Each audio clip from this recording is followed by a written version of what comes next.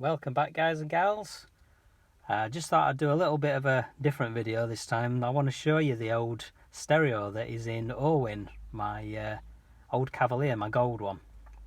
Anybody who's familiar with the channel will see that I do a lot of driving videos in Orwin. If you want to see the driving videos, please browse the channel and you'll easily find them. So anyway, this stereo is old Philips 894, and it's one that my mate Andy fitted, and it is a really cool retro stereo, and it's a pretty rare one as well. I just want to show you some of the cool features of it. It's got a digital display, as you can see, but it's not actually a digital receiver. It's not a PLL digital receiver. You know, like the later stereos, particularly the Philips that were in the newer Vauxhalls. The tuning was actually done digitally, so it would digitally search and find frequencies and then auto store them. This doesn't have any features like that. It's still a completely manual tune, like so, but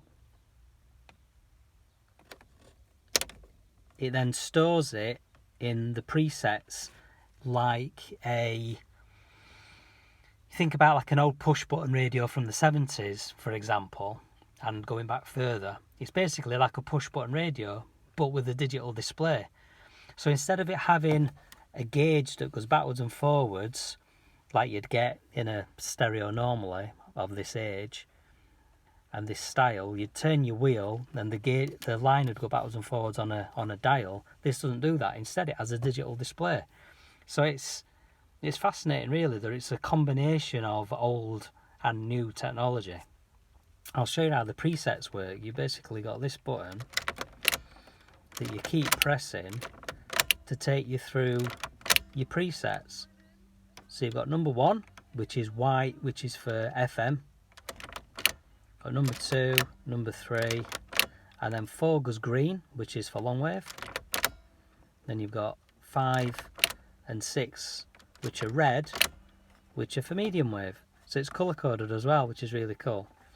Now some people often ask me, don't I want a modern car that's got modern features and modern technology? And I always say, well, no, I don't. I'm not really bothered about having a big touch screen and sat-nav and all these fancy things that modern day cars do. It just don't really interest me. But one thing that I can do, I'll just show you. If I put it onto channel 3, that is tuned in to this little device. Let me just check I've got the right frequency. Press and hold that, 104.9. Now I've gone and adjusted it, so I'll just adjust it back to 104.9. There we go, and save it. And this little device, so cheap. I've seen them on the internet. You can get them for, I don't know, 20, 25 pounds, something like that. As you can see, my phone's plugged in charging as well, so it's got 2 USB ports. Connects via Bluetooth, which means you can then play any music off your phone. So I can play Spotify, I can play the noise from YouTube, I can play any music that I've got saved on my phone. So it's basically a Bluetooth music streaming device that plays through my old 1980s stereo, and it actually sounds pretty damn good.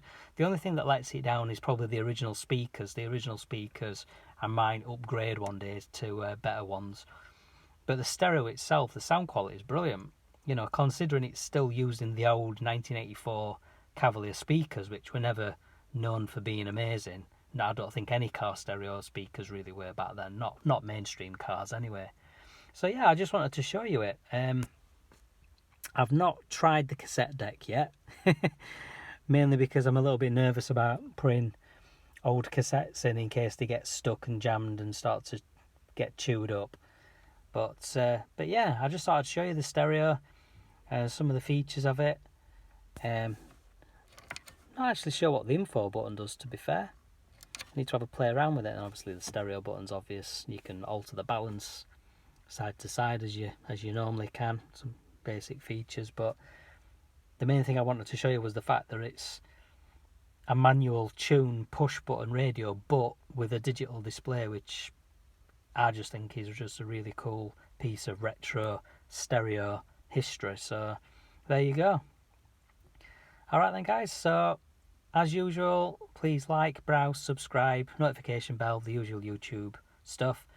I will be doing a lot more content about my cars in detail like this, and obviously the projects, me Mark 1 Cavalier, which is parked there in front of me, and other cars on the driveway. I got my old Frontera, Sylvia, and then there's the two in the garage as well, my Cavalier convertible and my Nova GSI, and I've also got my Vectra GSI, which you can't see from here, but it's just behind Sylvia, like there somewhere, pointing that way. So yeah, so there you go. So keep tuned and look forward to seeing a lot more content. And thanks a lot for watching, and I'll see you soon. Cheers. Bye.